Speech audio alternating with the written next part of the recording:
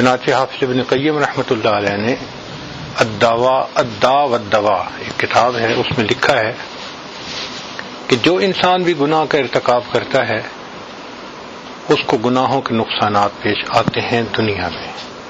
ان میں سے ایک یہ ہے کہ نیکی کو دل نہیں چاہتا.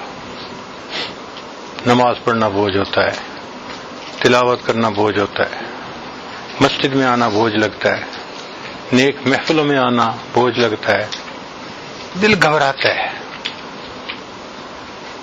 جب بھی نیکی سے دل گھبرائے سمجھ لیں کہ یہ گناہوں کا وبال ہے. دوسری بات یہ کہ دل بے چین ہوتا ہے، دل کو سکون نہیں ہوتا.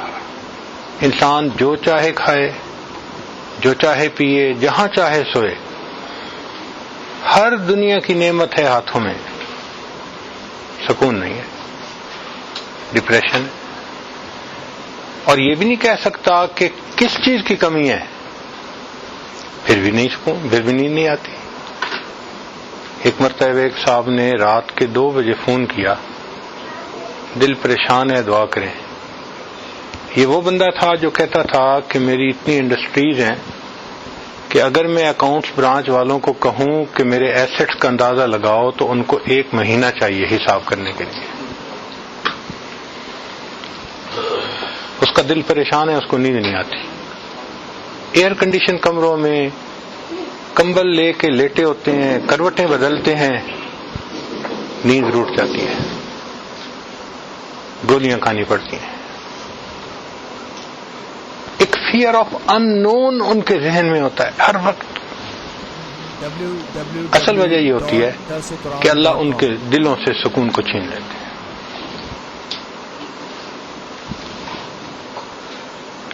تیسری بات کہ ان کے زندگیوں سے برکت نکل جاتی ہے. برکت کا کیا معنی؟ کہ کوئی کام ان کا پورا نہیں ہوتا، ڈیل ہوتے ہوتے رہ جاتی ہے، نوکری ملتے ملتے رہ جاتی ہے، بیٹی کا رشتہ ہوتے ہوتے نہیں ہوتا. حضرت لوگ آتے ہیں، بیٹی کو پسند بھی کر جاتے ہیں، خوش جاتے ہیں، پھر جواب ہی کوئی نہیں دیتا. کام نہیں سمٹتے تو کاموں کا ادھورا رہ جانا یا اپنے وقت میں کاموں کا پورا نہ ہونا بے برکتی کی دلیل ہے. نہ صحت میں برکت. آپ دیکھیں 24 سال کا نوجوان، جی مجھے لو بیک پین ہے.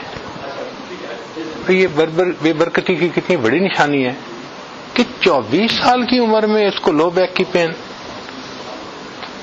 اللہ اکبر کبیرہ. وقت میں برکت نہیں ہوتی، کام سمٹتے نہیں،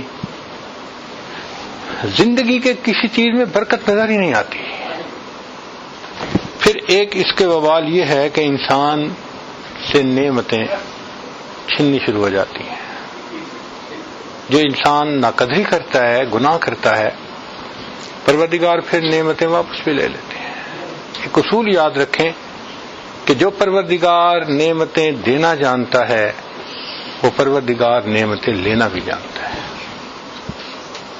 اللہ تعالیٰ بندے کو ٹیبل کے دوسری طرف بٹھا دیتے ہیں. آج دینے والا تھا، کل مانگنے والا ہوتا ہے. حضرت ایک وقت تھا مٹی کو ہاتھ لگاتے تھے سونا بن جاتی تھی، آج تو سونے کو ہاتھ لگاتے ہیں مٹی بن جاتی ہے. حضرت لاکھوں لینے تھے ایک وقت تھا، آج لوگوں کے لاکھوں دینے ہیں.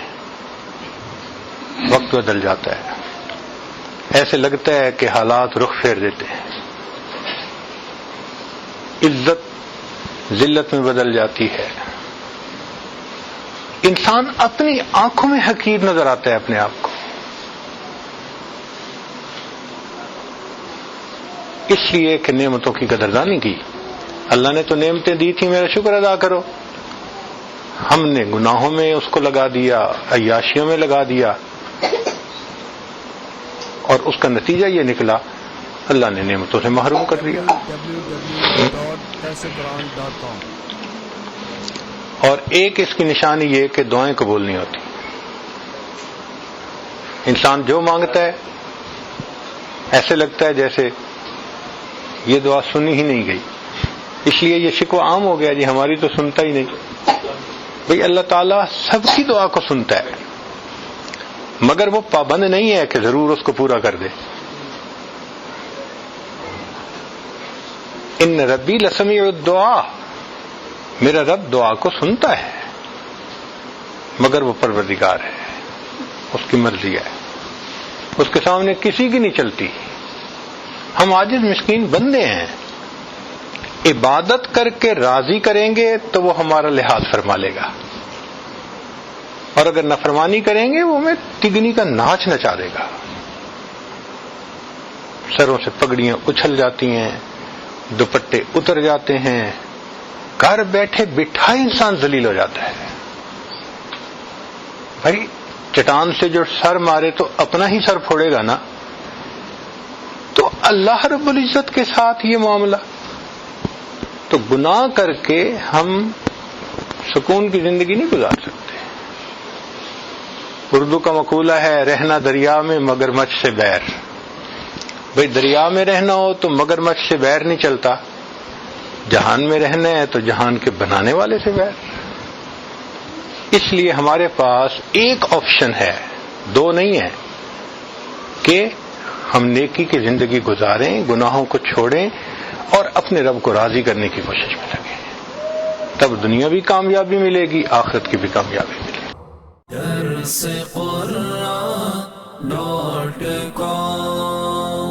www.darsequran.com